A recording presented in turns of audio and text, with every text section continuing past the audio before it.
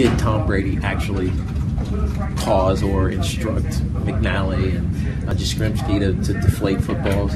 If the NFL releases the PSI data that they collected all season long, they're saying they're not going to do it, but we all know, we've heard the science around the universal gas law and everything else. Some people believe Tom Brady absolutely did this. It's just the Patriot way, which is unfair.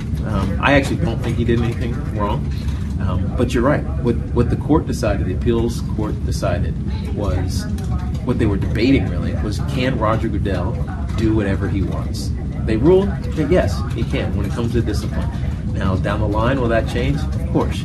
You better believe that the CBA that the NFLPA negotiated a few years ago, and we were focused more on the owner's crime poverty and the players' percentage of gross revenues and all that stuff, that became the big talking point.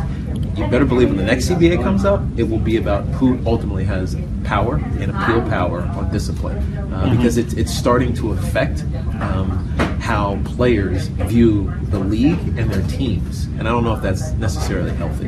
TV is interesting for former athletes.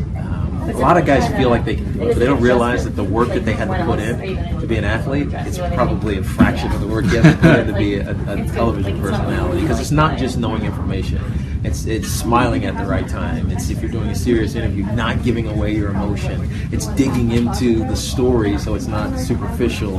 And so when I look at a guy like Strahan, first of all, I loved the fact that he moved into Kelly and Michael, because there weren't a ton of African Americans on morning television. And so to have that example for our community, I thought was powerful. And secondly, the personality that he shows, that's him, right? That's how he was in our locker room. And so it was authentic. And now that he's moving on to GMA and some of the drama that went on behind the scene, I think it's not non-consequential ultimately.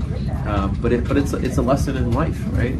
Sometimes things evolve. And again, you shift and you move, and you have to be excited for where his career is going to go. I think the same lessons that he learned when he was playing, that you have to be the hardest working guy in the business to be the best in the business, he still does. And that's why I tip my hat to Michael Strahan.